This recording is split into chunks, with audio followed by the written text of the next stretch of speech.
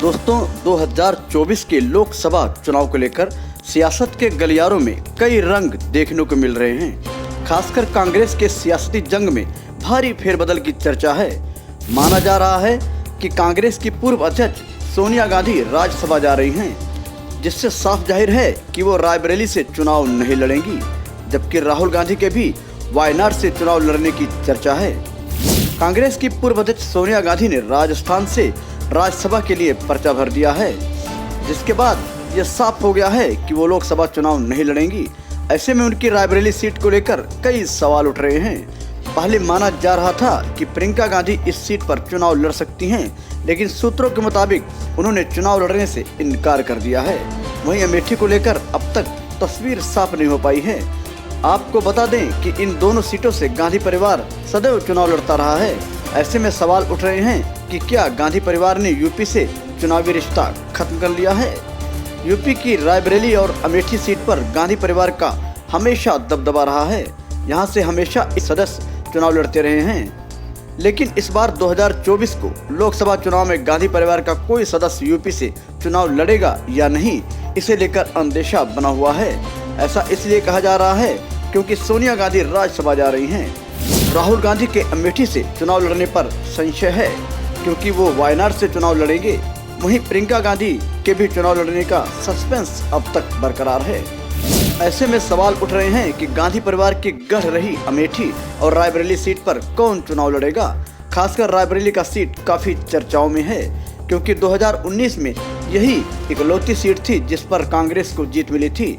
कयास लगा रहे हैं कि प्रियंका गांधी यहां से चुनाव लड़ती रही हैं।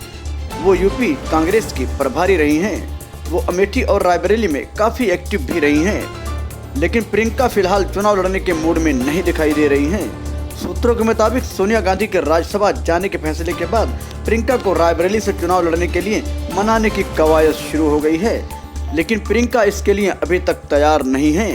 इसकी एक वजह यह भी मानी जा रही है कि यूपी में कांग्रेस का संगठन बेहद कमजोर है। 2019 में राहुल गांधी अमेठी से हार गए थे। ऐसे में प्रियंका को जीत के आसार नहीं दिखाई देते। जानकारों का मानना है कि अगर गांधी परिवार से यहां कोई चुनाव नहीं लड़ता है तो यूपी में कांग्रेस का खाता भी नहीं खुल पाएगा। अगर रायबरेली और अमेठी से गांधी परिवार से कोई नहीं आता है तो उत्तर भारत में कांग्रेस राम भरोसे हो जाएगी, क्योंकि वैसे भी यूपी में सिर्फ रायबरेली पर कांग्रेस का कब्जा था। आपको बता दें कि रायबरेली सीट 66 साल कांग्रेस के पास रही है। 56 साल यहां से गांधी नेहरू परिवार का सदस्य ही सांसद चुना गया है। 1952 से 1960 के बीच फिरोज गांधी लगातार 2 बार चुनाव जीते। 1967 से 1980 के बीच इंदिरा गांधी लगातार 4 बार चुनाव जीती। 2004 से अब तक ये सीट सोनिया गांधी के पास है। आज़ादी के बाद अब तक कांग्रेस सिर्फ 3 बार रायबरेली में हारी है।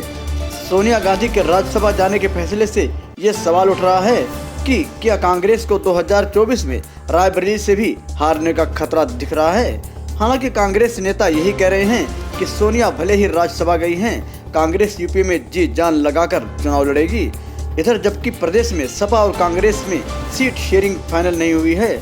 ऐसे में देखना तो ये होगा कि रायबरेली और अमेठी से कांग्रेस का उम्मीदवार कौन होगा, जो सियासती जंग में कांग्रेस की तरफ से चुनावी युद्ध करेगा।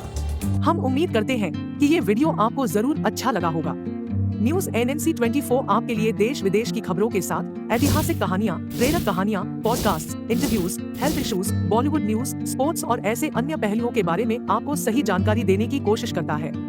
दोस्तों, ऐसी ही और वीडियोस देखने के लिए न्यूज NNC 24 चैनल को सब्सक्राइब करें, जिससे आने वाली हर अपडेट आपको मिलती रहे। आप अपने फीडबैक को हमारे चैनल न्यूज NNC 24 के कमेंट बॉक्स में भेज सकते हैं।